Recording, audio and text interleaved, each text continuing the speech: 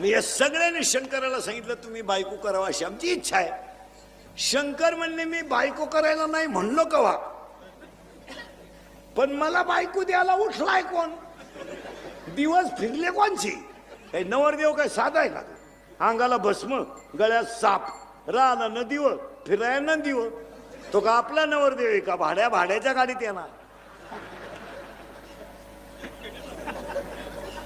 35 रुपयाचा चष्मा घेणार लिंबा खालचा, हायवेला मिळतो ना तो. आता 100ला झालाय ना, तर 35ला जाता पाहिजे.